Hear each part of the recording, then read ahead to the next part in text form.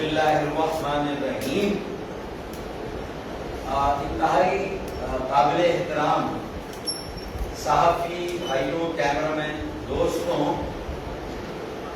میرے ORC کے ذمہ دار ساتھیوں، السلام علیکم۔ آج 10 جون ہے اور ہر سال جون کے مہینے میں وفاقی بجٹ کا اعلان ہوتا ہے اور اسی کے ساتھ ساتھ پھر صوبائی بجٹس کا اعلان ہوتا ہے اور یہ سارے بجٹس پاس بھی کر لیے جاتے ہیں۔ MQM کی یہ روایت رہی کہ اس نے ہمیشہ ہر سال شیڈو بجٹ وفاقی بجٹ کے آنے سے پہلے پیش کیا، اور MQM کے کتنے بھی کھڑے ہو گئے ہوں، میں یہ سمجھ رہا ہوں کہ میں آج تنظیم بحالی کمیٹی MQM کے جن ساتھیوں کے ساتھ یہاں بیٹھا ہوں اور میرے ساتھ یہ جو نوجوان اور ان کی ٹیم یہاں تشریف رکھتی ہے، ہر سال کی طرح ہم نے آج بھی ایک شیڈو بجٹ کی طرح، یہ پوری طرح سے شیڈو بجٹ نہیں ہے، ہم نے اہم بجٹ تجاویز تیار کی ہے۔ انہیں وفاقی وزیر خزانہ، وفاقی وزیر منصوبہ بندی، وزیر اعظم پاکستان اور صوبائی وزیر اعلیٰ، اور اگر صوبے میں کوئی وزیر خزانہ ہے تو ان کو ارسال کیا ہے۔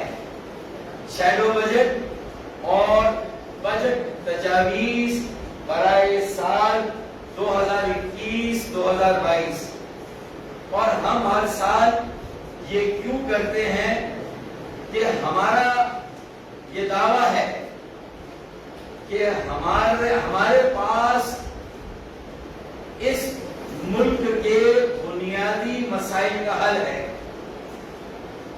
ہم ہی ملک کی مڈل کلاس اور ملک کے عام طبقے کے حقیقی اور صحیح نمائندے ہیں۔ ہم ہی ملک سے غربت، بے روزگاری اور مہنگائی کا خاتمہ کرنے کا صرف عزم اور جذبہ نہیں رکھتے، بلکہ ہمارے پاس اس کا صحیفہ بھی ہے، فارمولا بھی ہے کہ غربت کیسے ختم ہوگی، بے روزگاری کیسے ختم ہوگی، مہنگائی کیسے ختم ہوگی، اور ایک عام پاکستانی پاکستان کے معاشی عمل میں، پاکستان کے ترقی کے عمل میں کس طرح حصے دار بنے گا، کیسے پاکستان کی معیشت میں اسے کردار ملے گا۔ یہ فارمولا اگر کسی کے پاس ہے تو یہ شہری سندھ سے تعلق رکھنے والا ایک نظریاتی، عوامی، اللہ کا ڈر اور لوگوں کا درد رکھنے والا، پرخلوص بے لوث خدمت کا جذبہ رکھنے والا جو سیاسی عمل ہے، یہ اس کے پاس یہ نسخہ ہے، صحیفہ ہے، یہ فارمولا ہے کہ ملک سے ہمیشہ کے لیے غربت، مہنگائی اور بے روزگاری کو کیسے ختم کیا جا سکتا ہے۔ تو یہ متبادل ریسیپی ہے، یہ متبادل نسخہ ہے جو 70 سالوں سے نسخہ یا وفاقی بجٹ اور صوبائی بجٹ عوام کے سامنے اسمبلیوں میں پیش کیا جاتا ہے، اور وہی آپس میں مفادات کے لین دین کر کے اسے پاس کرا لیا جاتا ہے، اور پاکستان کے 22 کروڑ عوام صرف جون کے مہینے میں تماشا دیکھتے ہیں. یہ ہے، اسی لیے ہم اپنی اس روایت کو برقرار رکھتے ہیں اور ایک متبادل، ایک نسخہ، صحیفہ یا پرسکرپشن ہم یہاں پر پیش کرتے ہیں اور لاتے ہیں. اور بجٹ، وفاقی بجٹ پیش ہونے سے 1 یا 2 روز پہلے، کل 11 جون ہے، وفاقی بجٹ برائے سال 2021-2022 قومی اسمبلی میں پیش کیا جائے گا. ہم نے اپنا یہ فریضہ سمجھا کہ سندھ کے شہری سندھ کے سیاسی عمل کی طرف سے، ایک مڈل کلاس متوسط طبقے کے سیاسی کارکنوں کی جانب سے ہم یہ متبادل شیڈو بجٹ اور بجٹ تجاویز آپ کے سامنے پیش کریں تو ہم آئے ہیں. اب میں یہ اگر مقابلہ کروں کہ جو وفاقی بجٹ کل آنے والا ہے اور یہ ہم نے اس سے پہلے جو اپنا نسخہ یا بجٹ تجاویز دی ہیں، تو اس کو ایک شعر سے میں ڈیفائن کروں گا. وہ کہتے ہیں کہ اگرچہ زور ہواؤں نے کر رکھا ہے، یہ جو وفاقی بجٹ آنے والا ہے، اگرچہ زور ہواؤں نے ڈال رکھا ہے، مگر چراغ نے لو کو سنبھال رکھا ہے. اگرچہ ہواؤں نے زور ڈال رکھا ہے، مگر چراغ نے لو کو سنبھال رکھا ہے. یہ ہمارا طرفہ ہے، یہ ہمارا شعار ہے کہ ہم انشاءاللہ تعالی چراغ کی لو کو بجھنے نہیں دیں گے اور اپنی ذمہ داری پوری کریں گے. پارلیمان میں ہو تب، پارلیمان میں نہ ہو تب. اور یہ ہماری روایت کو ہم نے قائم رکھا اور آج ہم یہ تجاویز لے کر آپ کے سامنے اور آپ کے ذریعے سے ہر خاص و عام کے لیے یہ تجاویز میں اب پیش کرنے جا رہا ہوں. اور ہم نے یہاں remedy for the chronic ailments afflicting body economy, یعنی وہ جو بنیادی امراض ہیں جو معیشت کی جڑوں میں بیٹھے ہوئے ہیں، انہیں معیشت کی جڑوں سے نکال کر کیسے پھینکا جا سکتا ہے، اکھاڑ کر کیسے نکالا جا سکتا ہے. یہ بجٹ، شیڈو بجٹ تجاویز برائے سال 2021-2022. سب سے پہلے قائد اعظم محمد علی جناح کا قول کہ اپنی منزل تک پہنچنے کے لیے متحد ہونا اور متحد ہو کر کوشش کرنا اور اپنی منزل اور نظریے پہ یقین رکھنا ضروری ہے. یہ قائد اعظم محمد علی جناح کا قول ہے. اور اسی طرح جو ہمارے خوابوں کا پاکستان ہے، اسے ہم حقیقت کا روپ دے سکتے ہیں. جو ہمارے خوابوں کا پاکستان، یہ قائد اعظم محمد علی جناح کا قول ہے. اور یہ ORC کے سربراہ اس سال ڈاکٹر فاروق ستار اور ان کی ٹیم آپ کے لیے کیا تھیم لائی ہے، یہ بھی میں آپ کے سامنے رکھ دوں.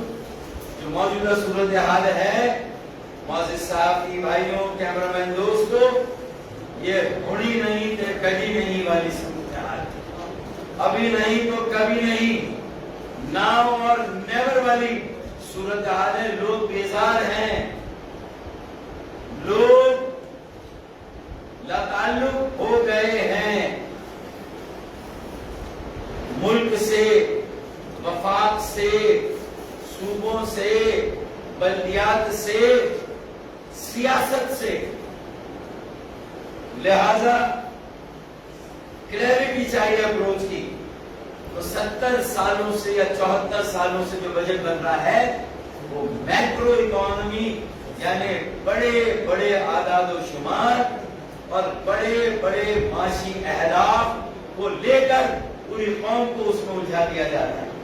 میکرو اکانومی کے اہداف میں GDP یہ، گروتھ ریٹ یہ، بجٹ خسارہ یہ، اور ہمارا جو کل قرضہ ہے وہ یہ، اندرونی قرضہ، بیرونی قرضہ، تجارت کا خسارہ، امپورٹ ایکسپورٹ، یہ ساری باتیں آپ کے سامنے ہوتی ہیں.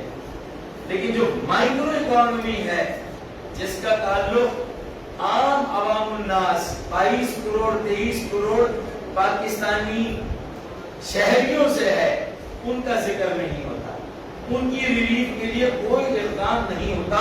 ہم نے 4-5 بنیادی اقدام تجویز کیے ہیں. It is time to address micro economy. مقصد غربت اپنی بدترین سطح پر ہے. 74 سال ہونے کو آ رہے ہیں پاکستان کے قیام کو، 14 اگست قریب ہے. تو غربت کا خاتمہ، بے روزگاری کا خاتمہ، پھر عام پاکستانی مڈل کلاس پاکستانی پر ٹیکسوں کے بوجھ کو کم کرنا اور یوٹیلیٹیز کے نرخ جو خدمات ہیں، سروسز ہیں، خاص طور پر بجلی، گیس اور تیل، بجلی، گیس اور تیل کی قیمتوں کو فی الفور کم کرنا پاکستان کی معیشت کو ایک موقع دینے کے مترادف ہے. پاکستان کے غریبوں کو سر اٹھا کر چلنے اور عزت کے ساتھ جینے کا موقع فراہم کرنے کے لیے ضروری ہے. تو بجلی، تیل اور گیس کے نرخوں میں کمی ہونی چاہیے. آگے پھر اس کے بعد ایک گروتھ اور ڈیولپمنٹ اورینٹڈ بجٹ ہونا چاہیے. Investment public sector development programme جو سالانہ ترقیاتی پروگرام ہے، بتایا جا رہا ہے 2000 ارب روپے اس میں مختص کیے جا رہے ہیں. لیکن آپ لکھ لیں ہر سال، پچھلے سال بھی 1600-1700 ارب روپے رکھے گئے تھے، لیکن 1000 ارب روپے بھی خرچ نہیں کیے گئے. اب 2000 رکھے جا رہے ہیں تو 1000 ارب روپے سے زیادہ خرچ نہیں ہوں گے. یہ آئی واش ہے، لوگوں کے آنکھوں میں دھول جھونکی جاتی ہے. یہ رکھے 2000 ارب جاتے ہیں، لیکن بجٹ پورے سال کے دوران 1000 ارب روپے یا تو قرضے اتارنے میں، قرضے چکانے میں، یا حکومت کی عیاشیوں تللیوں میں وہ پیسے اڑانے کے لیے سالانہ ترقیاتی پروگرام کو کر کے کیا جاتا ہے. آدھا پیسہ اس میں سے لے لیا جاتا ہے. تو گروتھ اورینٹڈ بجٹ جب تک سالانہ ترقیاتی پروگرام کے سارے پیسے نہ لگے، گروتھ نہیں ہوگی، ڈیولپمنٹ نہیں ہوگی. یہ بہت اہم بات ہے. تو میں نے یہ آپ مڈل کلاس اور لوور کلاس، عام آدمی اور متوسط طبقے کے شہری کو بااختیار بنانا ہوگا، معاشی ترقی کے عمل میں شامل کرنا ہوگا. میں کچھ صفحات اسکپ کر کے کہتا ہوں. یہ معیشت پچھلے سال بھی کورونا زدہ تھی، اس سال بھی کورونا زدہ ہے. کورونا کا چیلنج ہنوز جاری و ساری ہے، اور کورونا کے مگرمچھوں کے بیچ سے ہی ہمیں اپنی معیشت کے جہاز کو بچا کر کنارے تک پہنچانا ہے. تلاطم خیز موجوں سے بچا کر اور کورونا کے مگرمچھوں سے بچا کر کنارے پہ پہنچانا ہے. تو اس کے لیے صوبائی اور وفاقی حکومتوں کو گروتھ اور ڈیولپمنٹ اورینٹڈ بجٹ بنانا ہوگا. نمبر 1، صوبائی اور وفاقی حکومت کو مہنگائی اور بے روزگاری کے خاتمے پر زور دینا ہوگا. تیل، گیس اور بجلی کے نرخوں کو کم کرنا ہوگا. عام آدمی، تنخواہ دار آدمی، مڈل کلاس پاکستانی شہری پر ٹیکس کے بوجھ کو کم کر کے جو مراد یافتہ ہیں اس طبقے پر ٹیکس کا بوجھ ڈالنا ہوگا. یہ تھیم ہے، 4-5 تھیمیں ہیں. پہلی، غربت بے روزگاری کا خاتمہ، گروتھ اور ڈیولپمنٹ اورینٹڈ بجٹ، بجلی، تیل، گیس کی قیمتوں میں کمی، اور چوتھا میں نے کہا تنخواہ دار طبقے مڈل کلاس پر ٹیکسوں کے بوجھ کو کم کرنا ہوگا. سیلز ٹیکس کی شرح کو 17% سے کم کر کے 9% کرنا ہوگا، اور بجلی، تیل، گیس پر فوری طور پر 17% کے سیلز ٹیکس کو کم کر کے 9% کی شرح کا سیلز ٹیکس عائد کرنا ہوگا، اور یہ اگر جوا ہے تو یہ جوا کھیلنا ہوگا۔ پاکستانی قوم کی آزادی اور خود مختاری کے لیے، اسے سر اٹھا کر چلنے کا موقع دینے کے لیے، اپنے پیروں پر کھڑا ہونے کے لیے، IMF کی آنکھوں میں آنکھیں ڈال کر بات کرنے کا موقع دینے کے لیے اگر پاکستانی قوم کو دینا ہے تو ٹیکسوں کے بوجھ کو کم کرنا ہوگا، سیلز ٹیکس کی شرح کو کم کرنا ہوگا، انکم ٹیکس کی جو حد ہے تنخواہ دار طبقے پر اسے کم کرنا ہوگا، بجلی، تیل اور گیس کے نرخوں کو کم کرنا ہوگا۔ یہ چند بنیادی سفارشات ہیں جو ہم نے دی ہیں، ورنہ 74 سالوں سے جو اسٹیٹس کو جمہور، وڈیروں، جاگیرداروں اور بڑے سرمایہ داروں کے مفادات کے لیے قومی پالیسیاں بنتی ہیں، انہی کے لیے آئین اور قانون سازی ہوتی ہے، اور انہی کے لیے ہر سال بجٹ پیش کیے جاتے ہیں، تو پھر یہ اسٹیٹس کو اور جمہور اگر غربت اور بے روزگاری کے خاتمے کے لیے، بجلی، تیل اور گیس کی قیمتوں کو کم کرنے کے لیے، سیلز ٹیکس کی شرح کو 17% سے 9% کرنے کے لیے، اور انکم ٹیکس کی جو حد ہے اس کو اگر کم نہ کیا گیا تو پاکستان جو اس وقت اپنے گھٹنوں پر بیٹھ گیا ہے، ہماری معیشت جو زمین پر لیٹ گئی ہے، باوجود اس دعوے کے کہ موجودہ مالی سال میں 4% کی گروتھ ہوئی ہے، یہ جھوٹ کا پلندہ ہے۔ اپوزیشن کی تمام جماعتوں نے اسے چیلنج کیا ہے، میں بھی اسے چیلنج کرتا ہوں، یہ گورت دھندا ہے، یہ لوگوں کی آنکھوں میں دھول جھونکی جا رہی ہے۔ 4% ہرگز نہیں ہے، ہمارے تخمینے کے مطابق یہ گروتھ ریٹ اس مالی سال 2.5% سے زیادہ نہیں، زیادہ 3%، تو 2.5 یا 3% سے زیادہ نہیں ہے، تو لہذا گروتھ اورینٹڈ بجٹ کا مطلب ہے معیشت کے ہر شعبے میں سرمایہ کاری اور ترقی، اسی طرح سوشل ڈیولپمنٹ، تعلیم، صحت، پانی، بجلی، جو لوگوں کی بنیادی ضروریات ہیں، اسی طرح کچرا اٹھانا، نکاسیات کے مسائل کا حل ڈھونڈنا، حفظان صحت کے لیے بہتر ماحول دینا، لوگوں کو بنیادی طبی اور صحت کی سہولتیں دینا، ماحولیات کو بہتر کرنا، یہ سارے وہ کام ہے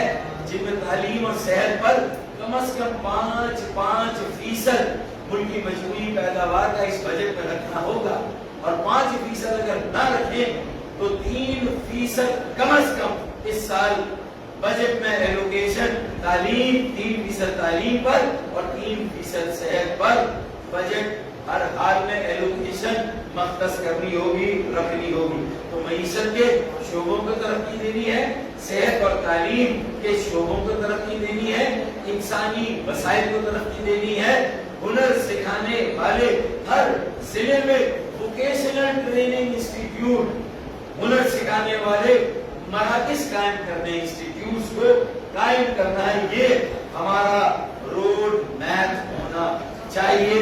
میں نے جو سجیشنز آگے دیے ہیں، میں نے مختصراً اس کا خلاصہ آپ کے سامنے پیش کر دیا، اور جو سیفٹی نیٹ، سیفٹی پروگرام ہے، بے نظیر انکم سپورٹ پروگرام ہے، کاش اسے تبدیل کر کے بے نظیر انویسٹمنٹ سپورٹ پروگرام، بے نظیر ایمپلائمنٹ جنریشن سپورٹ پروگرام بننا چاہیے، کہ پوری قوم کے ہاتھ میں مہینے کے 12,000 روپے کا جو کاسائے گدا ہے، وہ 12,000 روپے دیے جاتے ہیں مختلف فیملیز کو، اور اسی پر جو ہے وہ انہیں محتاج بنا کر رکھا ہوا ہے، لیکن انویسٹمنٹ اور ایمپلائمنٹ جنریٹ کرنا، self employment, micro finance, professor Yunus Bangladesh Nobel انعام یافتہ 70 لاکھ بنگلہ دیش کی جو مائیں بہنیں آج اپنے پیروں پہ کھڑی ہیں، وہ بنگلہ دیش کے زر مبادلہ میں $2 ارب اضافی ہر سال کما کر قومی خزانے میں لاتی ہے بنگلہ دیش۔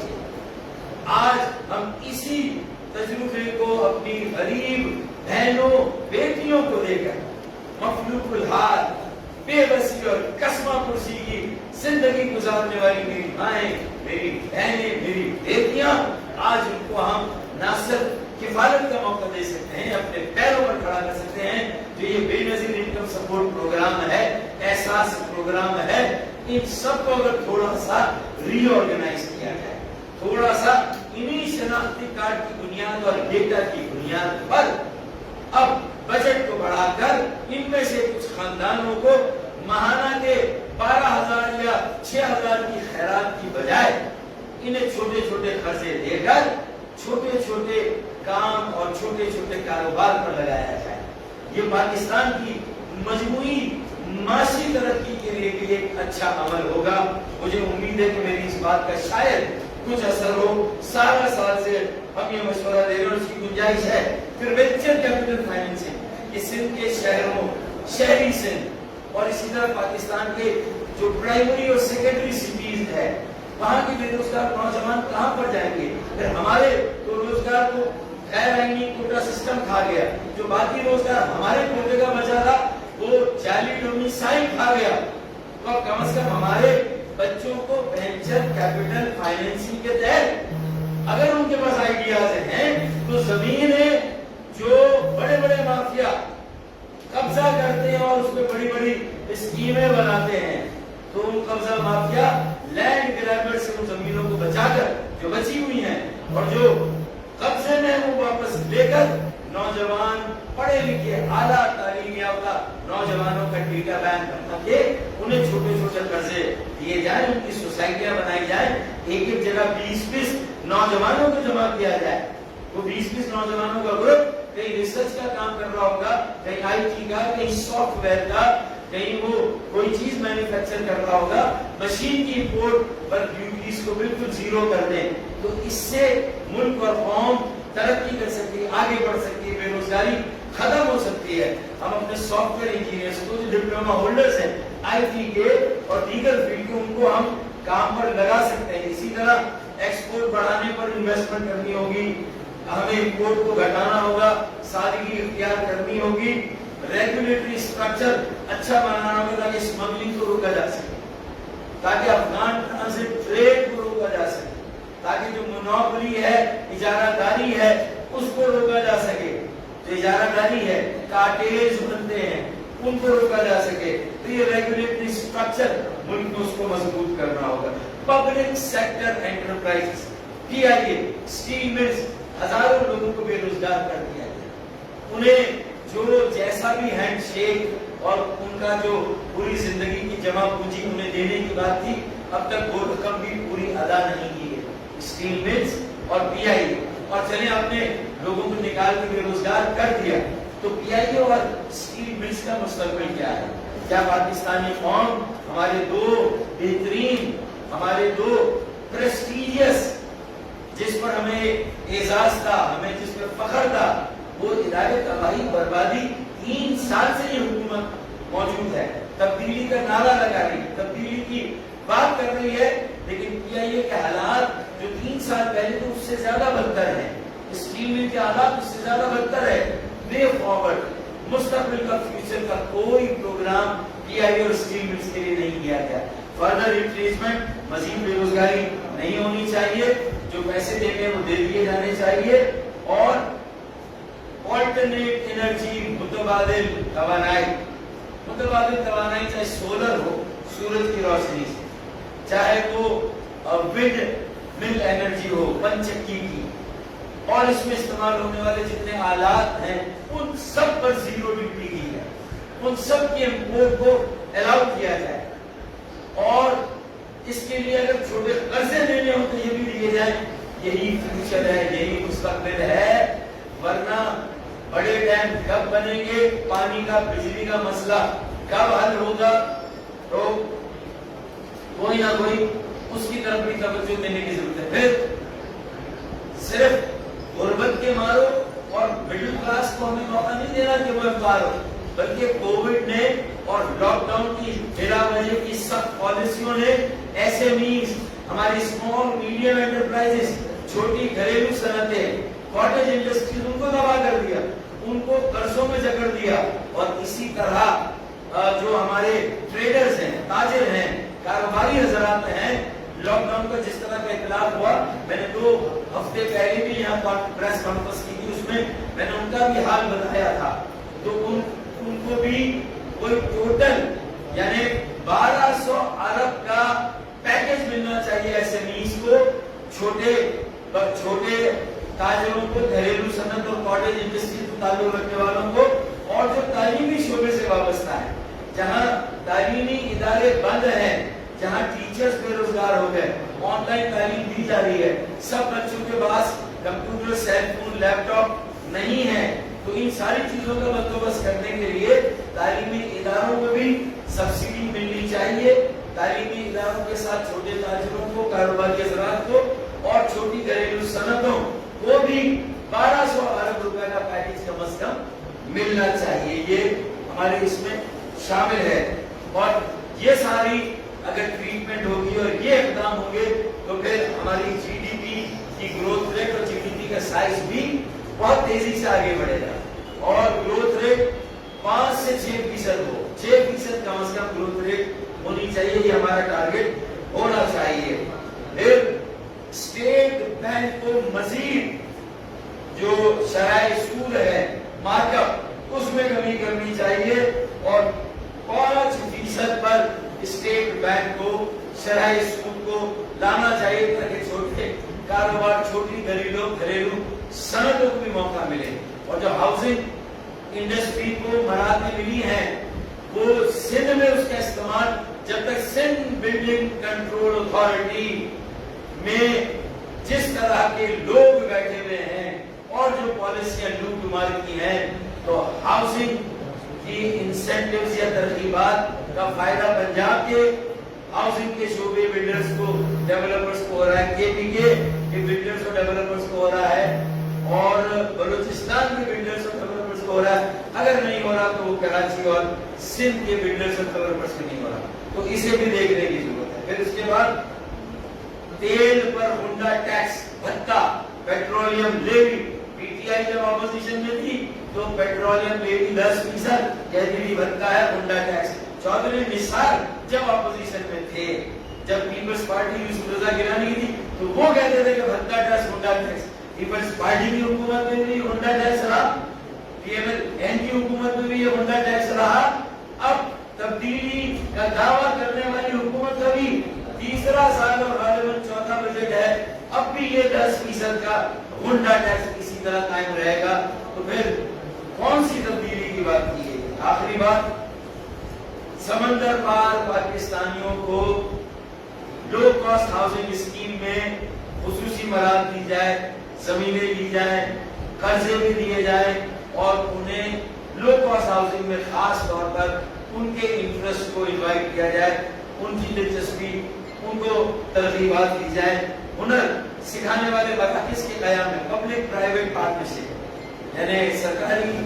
اور نجی شراکت داری، اس میں میں نے کہا کہ ہاؤسنگ کے شعبے میں، لو کاسٹ ہاؤسنگ میں، اور آئی ٹی انسٹیٹیوٹ بنانے میں، جو ٹیچرز ٹریننگ انسٹیٹیوٹ ہے وہ بنانے میں، اسی طریقے سے جو ہے وہ اچھے ہنر سکھانے والے انسٹیٹیوٹ، ووکیشنل ٹریننگ انسٹیٹیوٹ، اس میں سمندر پار پاکستانیوں کو خصوصی دعوت دی جائے اور یہ بنائیں، کیونکہ وہ یہاں سے لوگوں کو ہنر سکھا کے ملک کے باہر لے جائیں گے، ہمارے زر ترسیل فارن ریمیٹنس میں اضافہ ہوگا، تو اس کی بھی ضرورت ہے۔ پھر آخر میں بحریہ ٹاؤن جیسے واقعے میں فی الفور انصاف کیا جائے، اس کے منتخب افراد کو گرفتار کر کے قرار واقع سزا دی جائے، اور جو مالی نقصان کروڑوں کا، اربوں کا، بڑے لوگوں کا نہیں ہوا، انہوں نے تو زمینیں بیچ دی، نقصان ہوا وہاں جو بیٹھے ہوئے ہیں، جنہوں نے انویسٹمنٹ کی ہوئی ہے، اور یہاں بھی سمندر پار پاکستانیوں نے انویسٹمنٹ کی۔ اگر سمندر پار پاکستانیوں کی سرمایہ کاری کو تحفظ نہ دیا گیا، ان کی دلچسپی کو برقرار نہ رکھا گیا، تو پھر یہ اگر بحریہ ٹاؤن کا ایک سانحہ پورے پاکستان سے سمندر پار پاکستانیوں کو سرمایہ کو باہر لے جائے، واپس لے جائے گا، اور آئندہ سرمایہ کاری نہیں ہوگی، تو بحریہ ٹاؤن کے واقعے کو ایک مثال بنانا چاہیے، اور کمپنسیشن ازالہ دینا چاہیے جو بحریہ ٹاؤن میں پراپرٹی ڈیلرز تھے، शोरूम्स थे, छोटे ताजिर और कारोबारी थे, जिनका भी जो नुकसान हुआ है, उनका करोड़ों का अरबों का नुकसान हुआ। हुकूमत को इसका इजाला करना चाहिए। ये बाकी अब आते हैं शहरी सिंध पर आखिर में और कराची पर। कराची चलता है तो पाकिस्तान चलता है। कराची का बट्टा बिठाया जा रहा है, गोया के पाकिस्तान का बट्टा बिठाया जा रहा है, गोया के पाकिस्तान की मईशत का बट्टा बिठाया जा रहा है। मैं इतना कह दूं कि 5-6 सालों से हम अलग हो गए लंदन से, लेकिन कराची को उसका हक आज तक नहीं मिला। कराची को उसका हक नहीं मिला, न सर उठाने का मौका है, न इज्जत के साथ जीने का कोई मौका है। उसी तरह खैरात पर गुजारा है। 4000 अरब का टैक्स हम मरकज और सूबे को देते हैं, 4000 अरब का, और उस 4000 अरब के जवाब में हमें 1.5% की खैरात मिलती, 2% भी नहीं, 1.5%, 20 अरब रुपए सूबे से और 40 अरब मरकज से। ये खैरात है, ये हमारा हक नहीं। कम से कम 300 से 400 अरब रुपए कराची को मिलने चाहिए।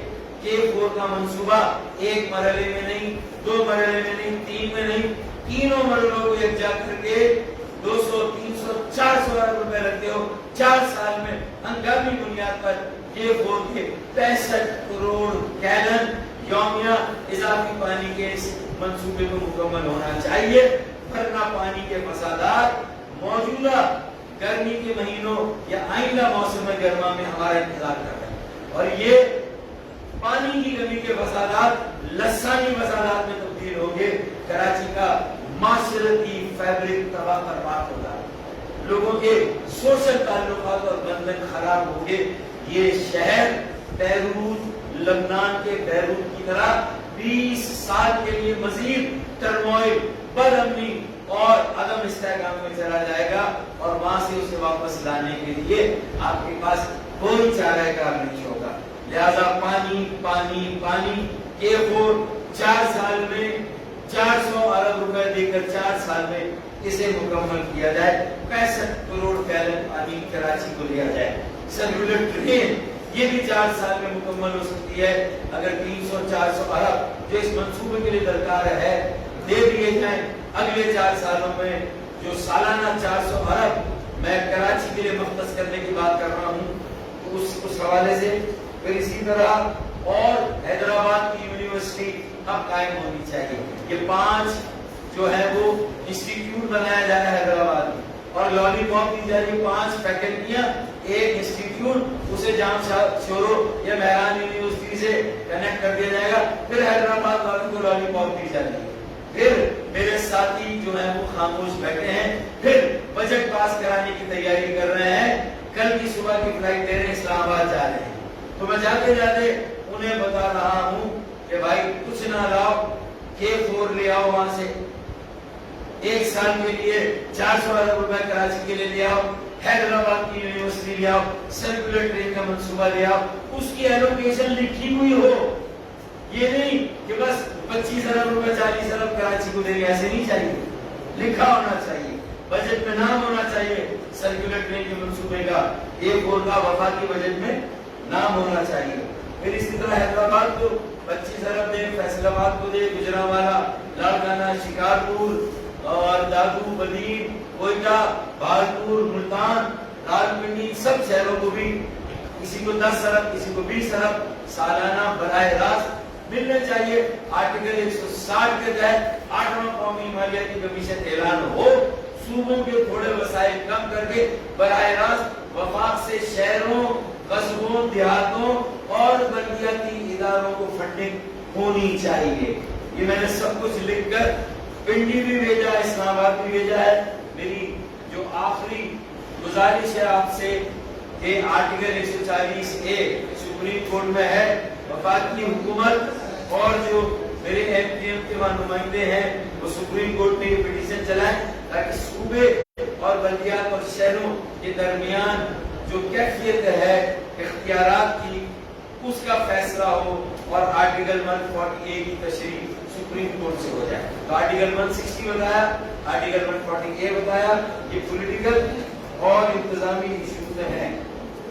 ٹیکنالوجی, آرٹیفیشل انٹیلیجنس میں انویسٹمنٹ ہونی چاہیے, 5G ٹیکنالوجی میں انویسٹمنٹ ہونی چاہیے, بلاک چین ڈیٹا انٹیگریشن میں ہونی چاہیے, ریسرچ اینڈ ڈیولپمنٹ میں سے پورے پاکستان کے نوجوانوں کا ڈیٹا ایک جگہ پر جمع ہو, اور اس کے لحاظ سے ہمیں مستقبل کی منصوبہ بندی, نوجوانوں کا امپاور کرنا ہے, نوجوانوں کو مواقع دینے, الگ سے کچھ صفحات بجٹ کے نوجوانوں کے لیے مختص ہونے چاہیے.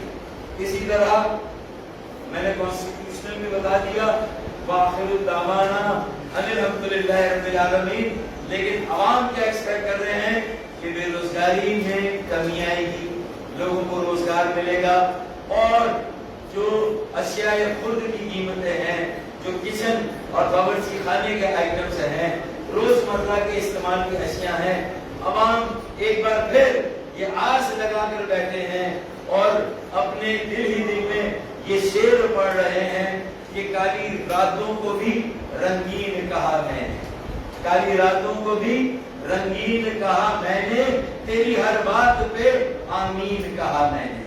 تو ابھی تک تو یہ آمین چل رہا ہے تیری ہر بات پہ, لیکن اگر نوجوانوں کا, پورے ملک کے غریبوں کا جو دیوار میں چنوا دیے گئے ہیں, اگر کسی دن ان کا متھا گھوما تو پھر سب ٹھاٹ پڑا رہ جائے گا جب ڈھاٹ چلے گا بنجارا. صرف میں متنبع کر رہا ہوں, وارننگ دے رہا ہوں وفاقی حکومت اور صوبائی حکومت سندھ کو, ہوش کے ناخن لیں. بڑے بٹیروں اور جاگیرداروں کی 50 لاکھ سے اوپر کی آمدنی پر بھی ٹیکس ہو. اگر تنخواہ دار طبقے کے 5 لاکھ روپے کی سالانہ آمدنی پر انکم ٹیکس ہے, تو وڈیروں, جاگیرداروں کی, زمینداروں کی 50 لاکھ سے زیادہ آمدنی پر بھی ٹیکس ہونا چاہیے. باقی دعوانا